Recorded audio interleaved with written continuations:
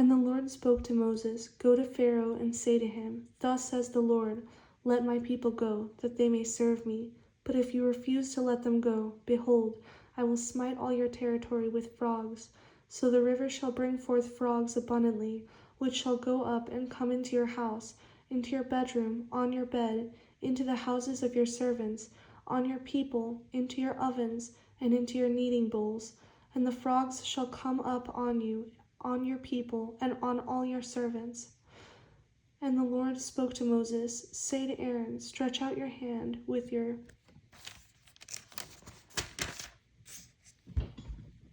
rod over the streams, over the rivers, and over the ponds, and cause frogs to come up on the land of Egypt. So Aaron stretched out his hand over the waters of Egypt, and the frogs came up and covered the land of Egypt. And the magicians did so with their enchantments, and brought up frogs on the land of Egypt. Then Pharaoh called for Moses and Aaron, and said, Entreat the Lord that he may take away the frogs from me and from my people, and I will let the people go, that they may sacrifice to the Lord. And Moses said to Pharaoh, Accept the honor of saying when I shall intercede for you, for your servants and for your people, to destroy the frogs from you and your houses, that they may remain in the river only. And he said, Tomorrow.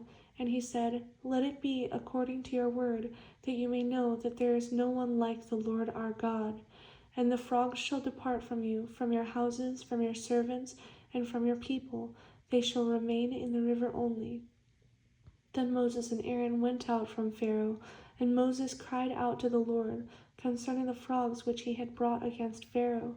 So the Lord did according to the word of Moses, and the frogs died out of the houses, out of the courtyards, and out of the fields.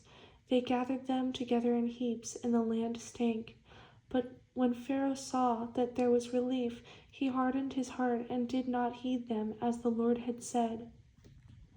So the Lord said to Moses, Say to Aaron, Stretch out your rod and strike the dust of the land, so that it may become lice throughout all the land of Egypt. And they did so, for Aaron stretched out his hand with his rod and struck the dust of the earth, and it became lice on man and beast. All the dust of the land became lice throughout all the land of Egypt. Now the magicians so worked with their enchantments to bring forth lice, but they could not. So there were lice on man and beast. Then the magicians said to Pharaoh, This is the finger of God. But Pharaoh's heart grew hard, and he did not heed them, just as the Lord had said. And the Lord said to Moses, Rise early in the morning and stand before Pharaoh as he comes out to the water. Then say to him, Thus says the Lord, Let my people go, that they may serve me. Or else, if you will not let my people go, behold, I will send swarms of flies on you and your servants, on your people and into your houses. The houses of the Egyptians shall be full of swarms of flies, and also the ground on which they stand. And in that day I will set apart the land of Goshen, in which my people dwell, that no swarms of flies shall be there, in order that you may know that I am the Lord in the midst of the land. I will make a difference between my people and your people.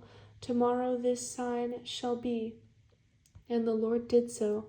Thick swarms of flies came into the house of Pharaoh, into his servants' houses, and into the land of Egypt. The land was corrupted because of the swarms of flies. Then Pharaoh called for Moses and Aaron and said, Go, sacrifice to your God in the land. And Moses said, It is not right to do so, for we would be sacrificing the abomination of the Egyptians to the Lord our God.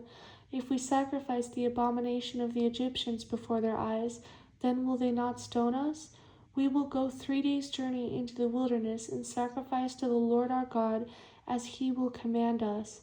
So Pharaoh said, I will let you go, that you may sacrifice to the Lord your God in the wilderness. Only you shall not go very far away. Intercede for me.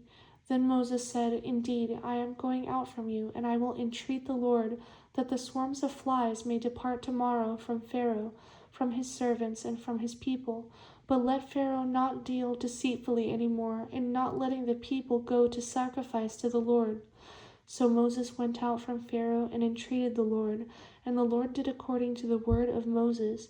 He removed the swarms of flies from Pharaoh, from his servants, and from his people. Not one remained. But Pharaoh hardened his heart at this time also, neither would he let the people go.